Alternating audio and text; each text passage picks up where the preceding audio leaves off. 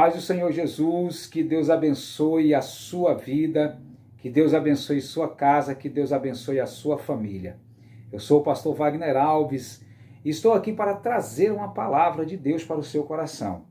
Antes, se inscreva em nosso canal, dê o seu like e ative o sino de notificação. Aproveite e divulgue para outras pessoas, compartilhe para outras pessoas. Veja também outros canais que nós temos aí na descrição deste vídeo. Amém?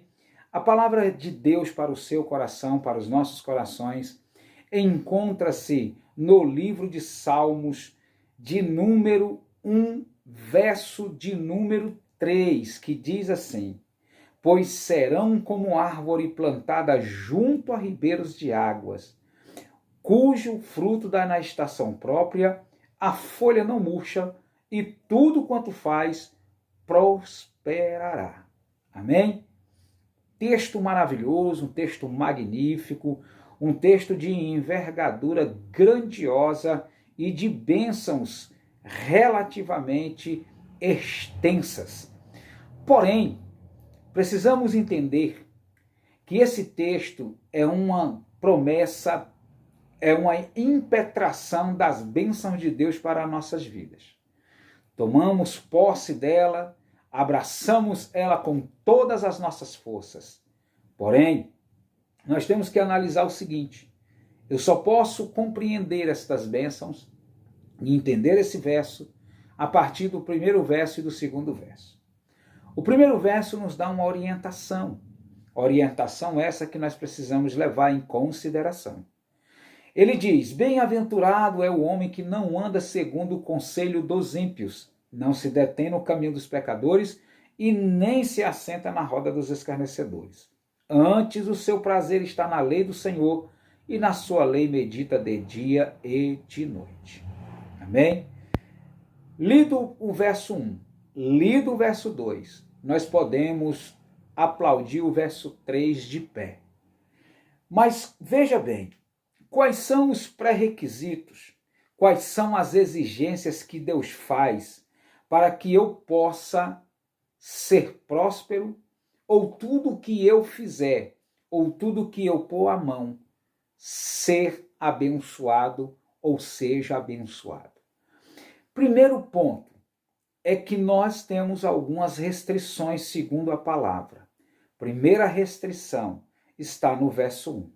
Bem-aventurado é o varão que não anda segundo o conselho dos ímpios, que não se detém no caminho dos pecadores e nem se assenta na roda dos escarnecedores. Primeiro requisito é nós estarmos totalmente separados de determinadas situações que podem mudar o nosso comportamento quanto cristão, mudar a nossa forma de prospectar ou de vislumbrar aquilo que Deus tem para nós. Tudo que fazemos que vem denegrindo ou que vem ferir os nossos princípios, os nossos padrões, é perigoso, porque isso vai tirando ou nos afastando, melhor dizendo, daquilo que Deus tem preparado para nós. Nós vamos dar um exemplo. Roboão, quando ia assumir o reinado, ele pediu o conselho dos anciões, homens que de fato estavam preparados, homens que de fato estavam totalmente direcionados pelo Eterno, e disseram para ele assim: Roboão, dá um alívio para o povo, não cobra o imposto do povo, porque o povo já está um pouco calejado. Deixa o povo cair na graça primeiro, para que depois tu desenvolva estes pedidos. Bom, ele ouviu o conselho dos anciões e, ao invés de executar, ele foi aos jovens que cresceram junto com ele.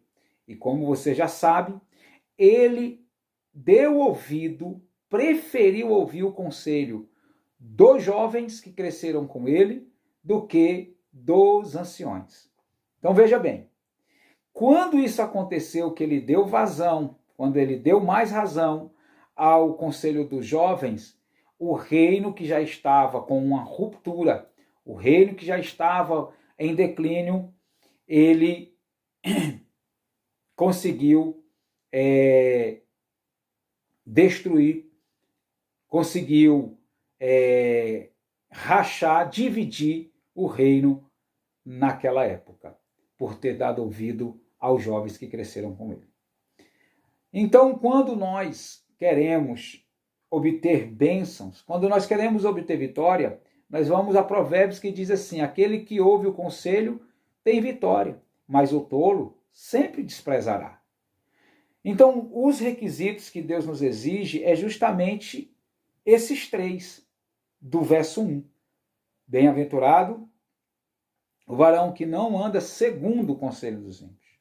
Segundo, que não se detém no caminho dos pecadores. É muito importante nós nos desviarmos da aparência do mal, das coisas que são ruins. É muito importante nós levarmos isso para a nossa vida cristã. Às vezes, nós temos um caráter totalmente ilibado, isso é fato. Eu dei esse estudo no mês passado em nosso ministério, em nossa igreja. Como consolidar o meu caráter, como consolidar os meus comportamentos e como consolidar as minhas atitudes.